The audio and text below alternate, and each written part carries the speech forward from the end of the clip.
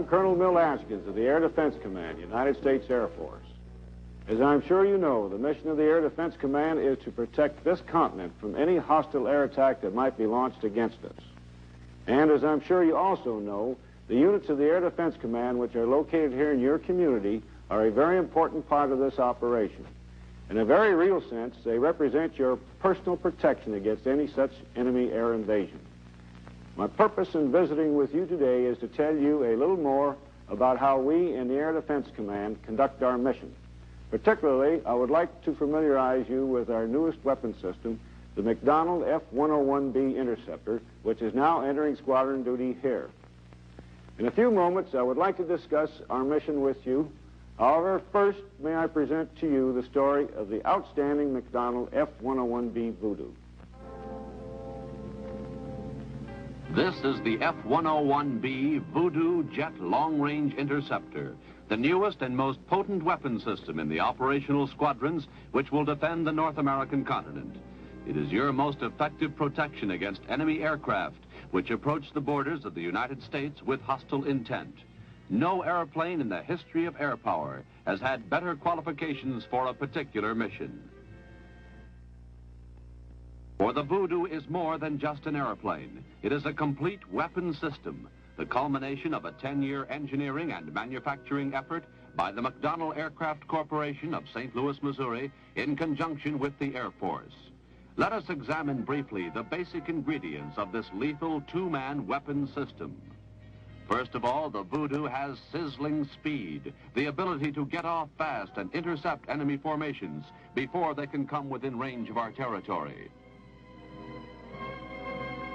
Second, the Voodoo has extreme range, which makes it most capable of carrying out missions of both offense and defense.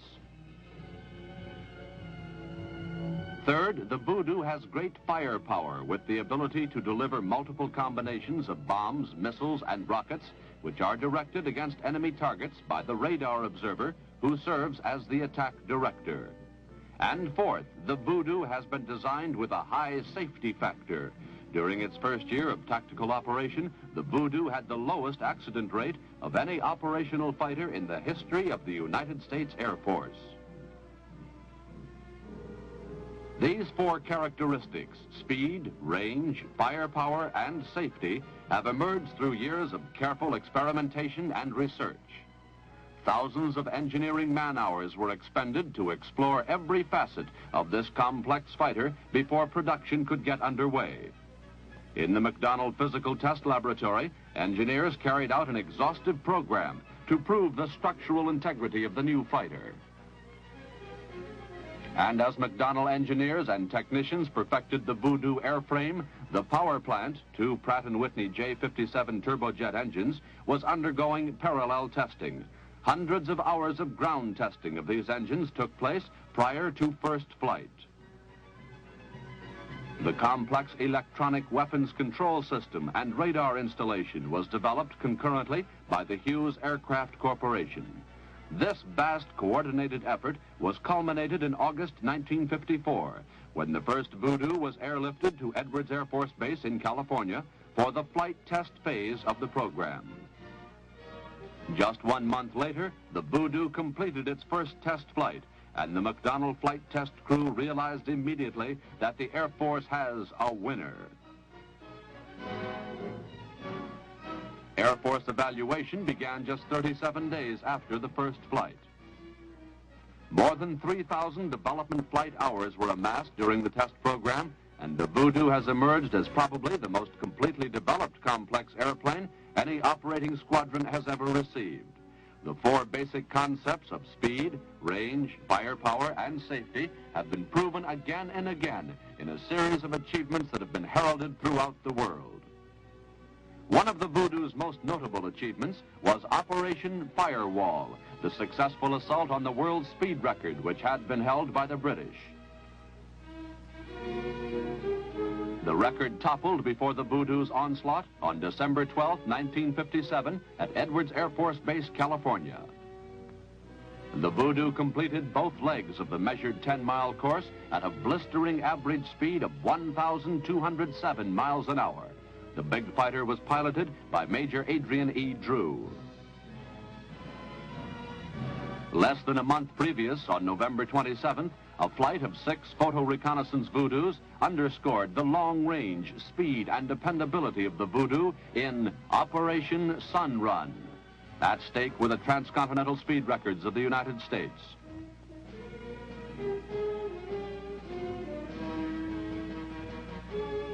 The Voodoo's range was extended by mobile filling stations in the sky, giant tankers which rendezvoused with the Sun Run airplanes.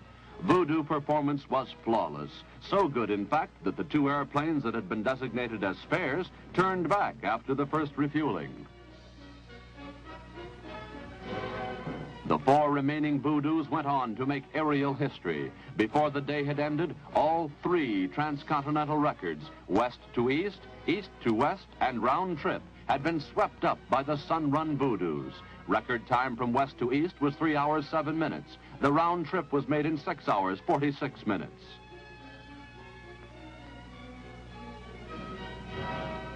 Mobile Zebra, another Air Force operation, again proved the operational mobility of the Voodoo. Leaving from Shaw Air Force Base, North Carolina, the group flew to the west coast and then island hopped the entire Pacific to arrive in Tokyo. During the return trip, a new speed record from Japan to Hawaii of 6 hours 3 minutes was set.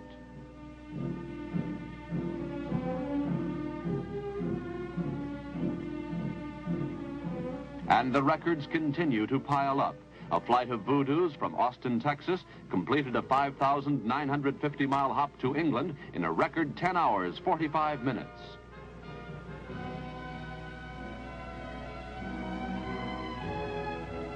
Another non-stop endurance flight, this one of 11-hour duration for a distance of 5,600 miles, was made from Bergstrom Air Force Base, Texas. In June 1958, the Atlantic was again spanned from Washington, D.C. to Belgium in 6 hours, 12 minutes. While Voodoo-equipped operational squadrons continue to dissolve existing records, engineers and technicians sharpen the Voodoo's sting. The interceptor Voodoo is capable of delivering advanced nuclear weapons in all kinds of weather at any target, airborne or ground, visible or invisible. And vitally important to any air defense system, the crew of this manned interceptor can distinguish between friend or foe before it's too late. Enemy bombers, single or in groups, can be vaporized by one Voodoo-borne Genie air-to-air nuclear rocket. The Voodoo can also pack a lethal load of Falcon missiles.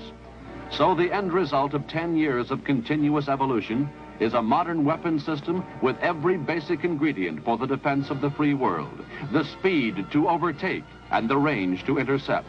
The firepower to destroy all types of targets in any weather. And the margin of safety to return from the mission. It is these basic concepts, designed into every inch of the Voodoo, that the Air Force has polished to a high luster through the most exhaustive test program ever known. It is these concepts that will help ensure our freedom.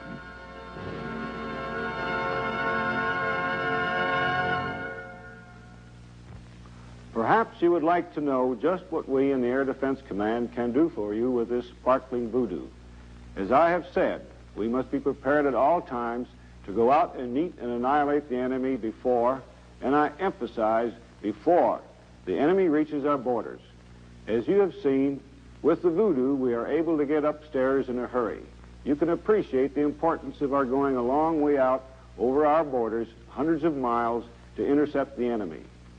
And we have the armament, Falcon and Genie missiles, that give us the stuff to destroy enemy invaders singly or in groups. In short, we think we are providing you with the best possible air defense your money can buy at this time. I'd like to make one other point. We of the Air Defense Command also believe an important part of our mission is to conduct our activities with full consideration of the public interest. Let's face it, supersonic jet aircraft are sometimes frightening things, at least when first introduced to a community. They do make noise, and they can make quite a boom when they fly faster than the speed of sound. Please believe me that our operations will be so conducted to minimize the disturbance as much as we can while still carrying on our mission. But please remember also that the sound you hear under certain circumstances can be the most comforting sound you have ever heard. Some people call it the sound of freedom. Thank you.